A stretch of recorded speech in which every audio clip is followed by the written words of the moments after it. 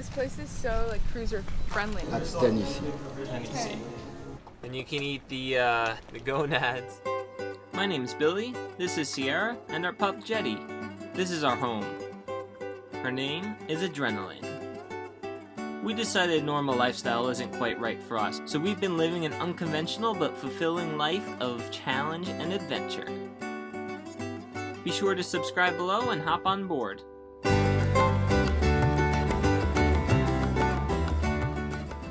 Good morning. Good morning. Woo.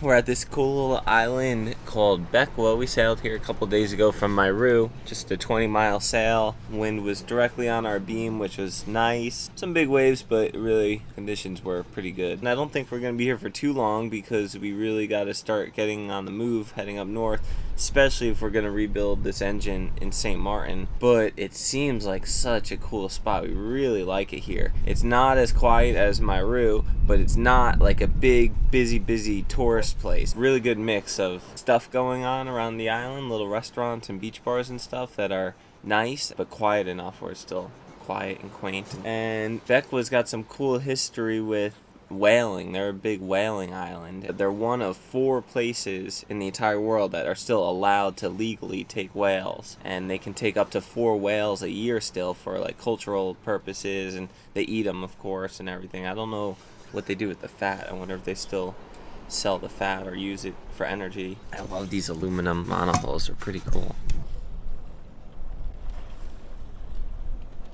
So anyway, so they can still take up to 4 whales a year using old school boats and harpoons and stuff like that, hand-thrown harpoons. I mean, we're against taking whales, obviously. Still not super easy, I'd say, like hand-throwing harpoons and spotting the whales from the top of the hills and stuff like that. Do you guys think they should be allowed to do that? It's part of their history and culture and traditions. When we were up in Nantucket a year or two years ago, we went to the whaling museum up there, and obviously Nantucket in New England has such huge whaling history, and then similar places like New Bedford and then a bunch of places up there, but it's all connected to places down here also. From what I've heard, a lot of Bequians were on these whale boats based out of Nantucket, so it's just cool being in these places that kind of tie together by the ocean and whaling in general. I think that's all I got for you today. Alright, let's go do some exploring. We gotta check this place out a little bit. You guys are gonna love it. What are you barking at? You barking at all the dinghies going by? Hey, can you stop? Go ahead.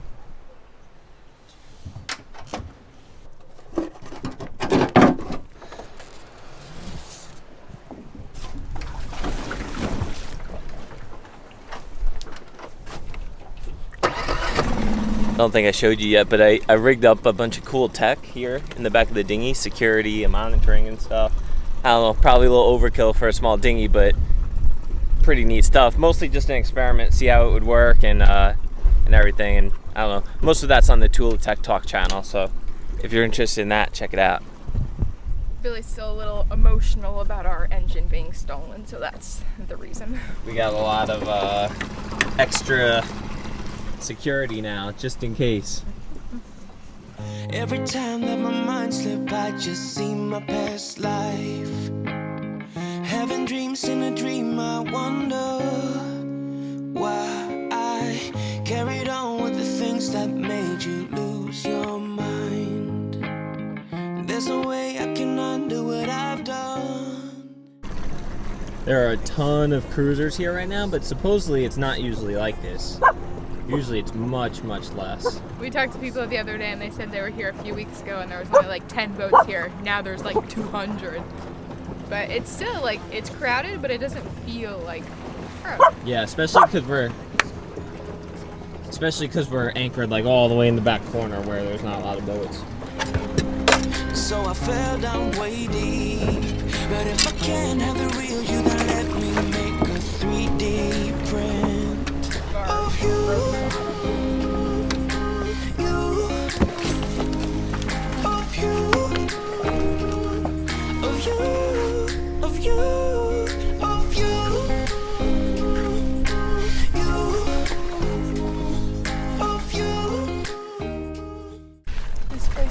So cute. We're just walking a little bit deeper into the harbor, at the very back corner of the harbor, where that's like the main section of town is, I think. And then this whole boardwalk is kind of, seems like it's lined with restaurants and little hotels and what I was talking about but before, little villas and hotels and stuff. Like gingerbread right here. This place is so like cruiser friendly. Like each restaurant has their own dinghy dock, but I don't think you have to go to the restaurant in order to use it. They have this boardwalk over the whole like town. This is like the start of the main town area right here, but we're pretty nervous about bringing Jetty through town, especially since what we heard through Kariakou, and then I think even here, like, hey, you just gotta be careful with your dogs through town. First off, because of people leaving poison out, which I don't think it's a big issue here. No, but I don't think so. The big issue here is just a lot of local stray dogs. Yeah, and that gets annoying. Like these packs of little local dogs like come and bark at you, and then we pick Jetty up. If they really are aggressive towards her, she'll be aggressive back, and then you get a little dog fight. So we just pick her up, and it's just annoying. So we try to stay out of the main town area with Jetty for the most part. Some of the dogs are nice. The reverse almost broken. Can we be strangers against our fresh like a morning? But what's so bad about that? So why won't you follow? Why won't you follow me home? I know I can't make you mine. Yes, I ran out of time. There's no hope for me. I fell down the bottom, so I fell down way deep. But if I can't have the real you, then let me make a 3D print of you,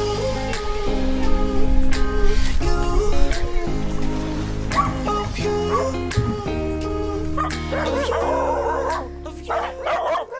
They didn't seem very friendly. We read a sign that the reason it looks so nice here in Bequia is because they raised a bunch of money and they're really trying to beautify it and make it a nice place to live and visit, was what the sign says. But I said it before, it's a really nice place, but it's continuing to impress us, right? Yeah. Just like the boardwalk and just how nice everything is. Here's Look a at these little fancy place. It's the time to move on, you know. So why won't you follow? Why won't you follow me home? I know I can't make you mine. Yes, I ran out of time. There's no hope for me. I fell down the bottom. Comment below if you know who that is. So I fell down way deep. But if I can't have the real you, then let me make a 3D print of you.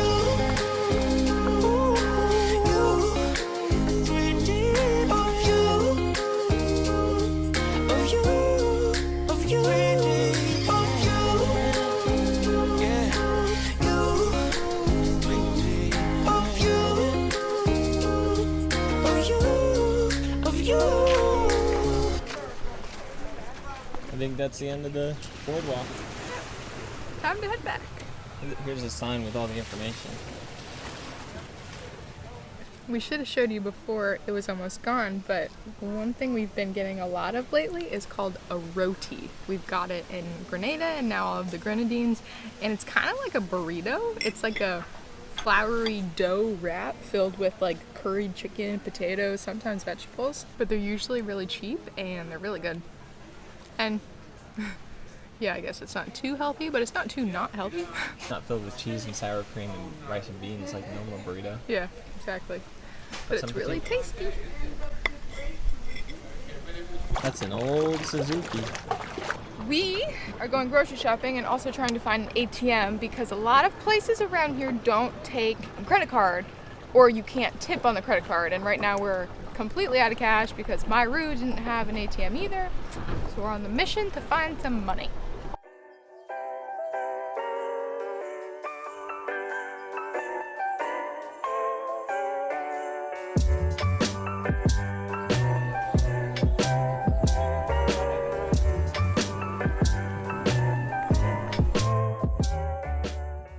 Well, the one ATM on the island is currently out of service. They're attempting to fix it, so we're gonna go see if we can find somewhere that takes a credit card. We've learned to never take out like too much cash because some islands don't accept other islands' monies. Like this whole part is ECs. The Bahamas is Bahamian money. The French islands are euros. So if you get stuck with a lump sum of cash, then you go to the next island and can't use it, then you're kind of screwed. Like right now we have a lot of Bahamian money we didn't use. Yep, we've learned. Okay, next place to try.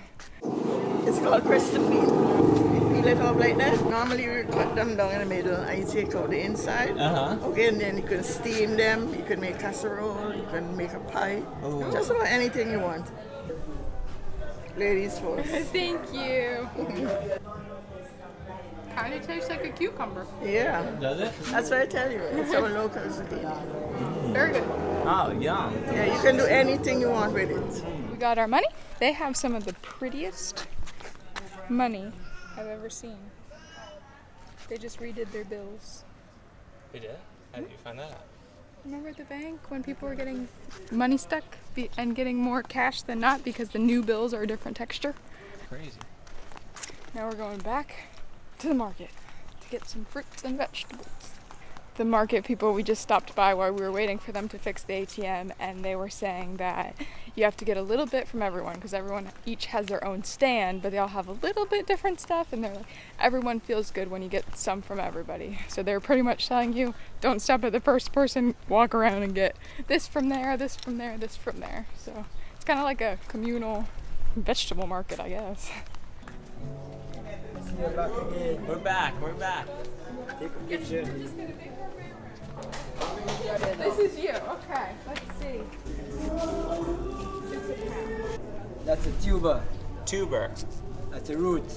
Like a Dashi like a potato. potato, similar. You can fry them, you can boil them, you can bake them. There you go. Do what you want to do. You can mash them. And then the coconut oil is yours, right? Okay.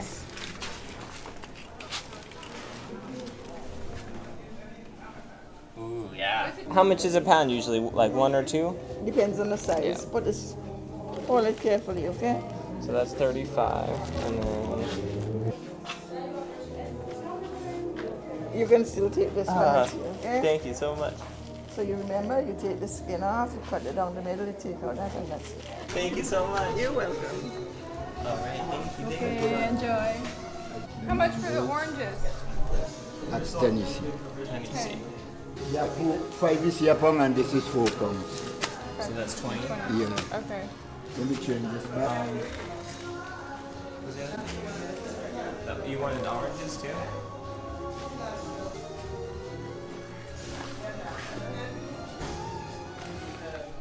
Sorry guys, camera died, but we got to a grocery store. We got all the meat and all the extra stuff we needed in addition to the all the fruits and vegetables at the market. That place was so funny. All the people were really nice. Some were a little bit pushier than others. Not too bad though. Then they give you a price on what something costs. They'd be like, it's normally 40, but I give it to you for 35 ECs, whatever dollars.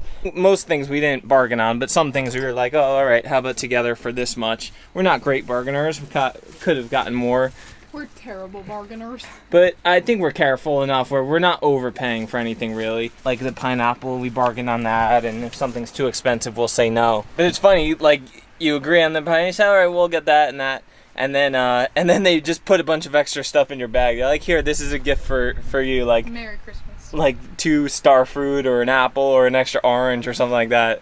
So it was pretty funny. Very reasonable. Yeah, I don't even know. Some sort of apples, I think. I don't know. Yeah, we got a bunch of stuff that we've never gotten before, like that potato type thing and Did you show them this? the sour apples. What are those apples called? Yeah, that thing. It's like It's bigger than my head. I forget what they call it. And the Christophines and this thing, I have no idea what this is. I don't even know if it's ripe. Yeah, but pretty cool. Anyway, it's getting a little bit late and we got to get in the water. The water's so clear. We saw some really cool rock formations down this piece of land. So we're going to go, maybe half a mile out from the back of the boat, take the dinghy down there, do some diving, hopefully find a lobster. That'd be awesome. You ready? After all this stuff gets put away. All right, I'll go get the dive stuff ready. Let's get in the water.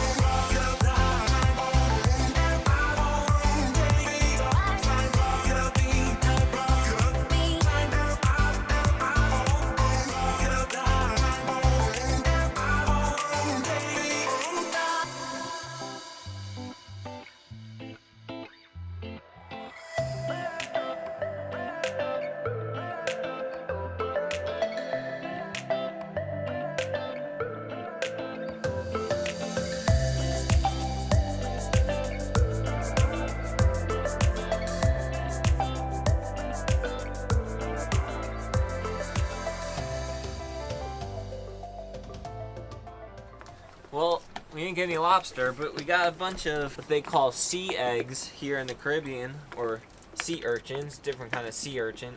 They're not the super long spiky ones, they're the white, short spiky ones. And you can eat the gonads. That's what you eat in these. Just cut them open and yeah, just have a little appetizer with them. Got like 4 of them, 5 of them. Take your trusty handy knife. Sailboat Story. You guys know Sailboat Story. They gave me this knife. Super handy. Last time I did it, I just cut them in half. But they got a little messy. I'm going to try to just cut a hole in the bottom this time.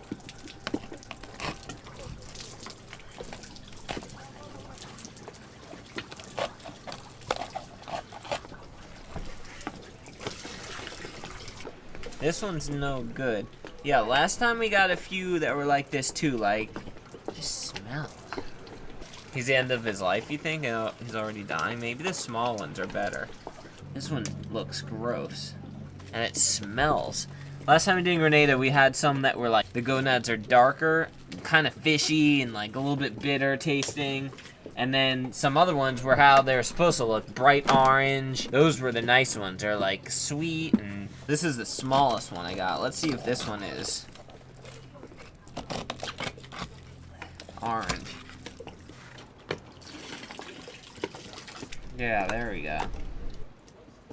There it is. Here's the part you eat.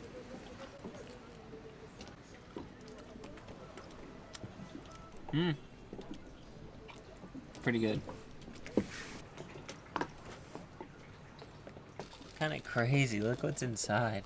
That's like all the junk. That's like the gross stuff. That's disgusting. Ew, you just definitely ate a spine. Let's spit it out. So they serve this at sushi restaurants. It's called uni. And it looks pretty similar, at least from when I've had it. Just bright, you know, just an orange thing, like goop on a plate. There you go. That's what it looks like with all the nasty stuff cleaned out. Most of it, at least. That orange stuff, you just kind of scrape it or pull it off the walls of the urchin, and that's what you eat.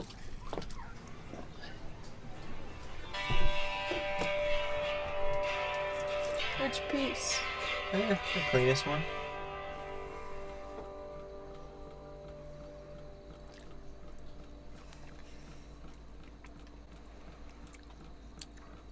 Definitely interesting.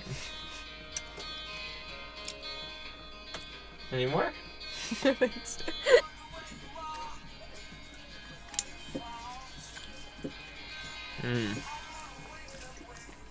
That was bitter.